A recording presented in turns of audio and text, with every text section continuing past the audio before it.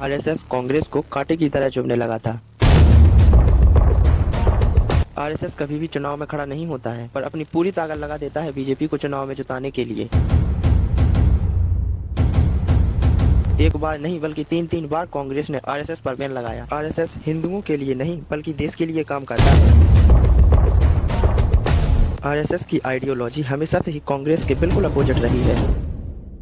RSS से कांग्रेस को शुरू से ही नफरत थी। दोनों की आइडियोलॉजी एक दूसरे से बिल्कुल ही अपोजिट थी। राष्ट्रीय स्वयंसेवक संघ यानी कि आरएसएस की स्थापना 27 दिसंबर सन 1925 को विजयदशमी के दिन नागपुर में डॉक्टर केशव हेडगेवार द्वारा की गई थी। आरएसएस ने हमेशा से ही कांग्रेस के गलत फैसलों का जमकर विरोध किया और इसीलिए आरएसएस को 3 बार बैन किया गया। गॉडसे ने जब गांधी जी की गोली मारकर हत्या की, इसके बाद ही सरदार पटेल, जो कि उस समय सरकार में होम मिनिस्टर की पोस्ट पर थे, गॉडसे का कनेक्शन आरएसएस से होने की वजह से पहली बार आरएसएस पर बैन लगा दिया गया। पर जब इसकी इन्वेस्टिगेशन हुई और सच सबके सामने आया कि गांधी जी की हत्या में आरएसएस का कोई भी हाथ नहीं है, तब जाकर आरएसएस पर से बैन हटा दिया गया। इसके बाद 25 जून 1975 को भारत की तत्कालीन प्रधानमंत्री इंदिरा गांधी ने सभी constitutional arrangements and social decorum को ताक पर रखकर केवल अपने पॉलिटिकल करियर और पावर को बचाने के लिए देश में इमरजेंसी थोप दी। उस समय इंदिरा गांधी की अथॉरिटेरियन पॉलिसीज, करप्शन और सोशल डिसऑर्गेनाइजेशन के अगेंस्ट जयप्रकाश नारायण के लीडरशिप में होलिस्टिक रेवोल्यूशन मूवमेंट, समग्र क्रांति आंदोलन चल रहा था। राष्ट्रीय स्वयंसेवक संघ, जनसंघ तथा अखिल भारतीय विद्या परिषद के फुल सपोर्ट मिल जाने से यह आंदोलन बहुत ही पावरफुल बन गया। इस समय देश में आरएसएस ही एकमात्र ऐसी ऑर्गेनाइजेशन पावर थी जो कि इंदिरा गांधी की डिक्टेटरशिप के साथ टक्कर लेकर उसे धूल चटा सकती थी। और इसी डर की वजह से इंदिरा गांधी ने संघ पर बैन लगा दिया और इसी के चलते बड़ी तादाद में काफी स्वयंसेवकों को जेल में भेज दिया गया। जब करीब 2 साल बाद इलेक्शन अनाउंसमेंट हुए, तब जनसंघ का जनता पार्टी में विलय हुआ और तब जनता पार्टी पावर में आई और संघ पर से लगे बैन को हटा दिया गया। इसके बाद सन 1986 में अयोध्या के विवादित परिसर का ताला खोल दिया गया और वहां से मंदिर मस्जिद की राजनीति गर्मा गई और इसी मौके का फायदा उठाते हुए आरएसएस और भाजपा ने इसे गर्मी दे दी और नतीजा यह हुआ कि इसको लेकर 1986 से 1992 के बीच खूब टकराव हुआ। जगह जगह हिंसा शुरू हो गई। कई लोगों का गुस्सा इतना बढ़ गया कि साल 1992 में अयोध्या में भीड़ ने विवादित ढांचे का गुंबद गिरा दिया और इसी के चलते आरएसएस को तीसरी बार बैन कर दिया गया। और जब इसके बाद एक बार फिर इन्वेस्टिगेशन चालू हुई और इन्वेस्टिगेशन में आरएसएस के खिलाफ कुछ भी नहीं मिला और आखिरकार 9 जून 1993 को कांग्रेस सरकार को न चाहते हुए भी आरएसएस पर से बैन हटाना पड़ा।